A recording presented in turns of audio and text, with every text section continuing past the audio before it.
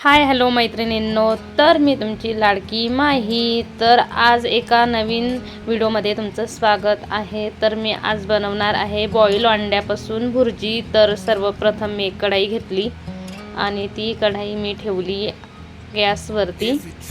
तर त्याच्यामध्ये मी तेल टाकलं. तर तेल थोडं कमीच टाकलं कारण भुर्जीला तेल नाही बी राहिलं त्याचं सुटतं त्याच्यामुळे. आणि त्याच्यानंतर मी एक कांदा कापून घेतला आणि भुर्जीसाठी मी स्पेशल आधी 2 अंड्याचेच बनवणार आहे, त्याच्यामुळे मी 2 अंडे बॉईल करून घेतलेले आहेत. त्याच्यानंतर मी एक कांदा घेतला, तो चांगला बारीक कापला आणि मग तो कांदा तेलामध्ये परतायला टाकला.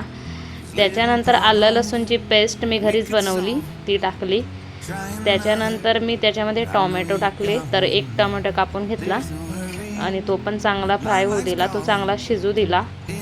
त्याच्यानंतर मी टाकते त्याच्यामध्ये हळद टाकणार आहे. टमाटा चांगला शिजू द्यायचा आणि कांदा तळताना त्याच्यामध्ये थोडं मीठ टाकायचं म्हणजे लवकर तळतो. त्याच्यानंतर त्याच्यात थोडीशी हळद टाकायची.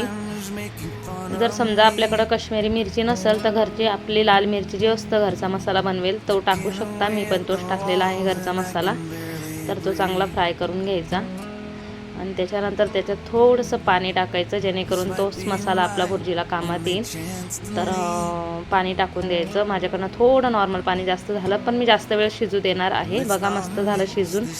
त्याच्यानंतर चांगला मसाला शिजल्यानंतर त्याच्यामध्ये मी टाकणार आहे अंडे मी बारीक बारीक अशी कापून घेतलेले, जसे आपण बटाटे कापून घेतो त्याप्रमाणे.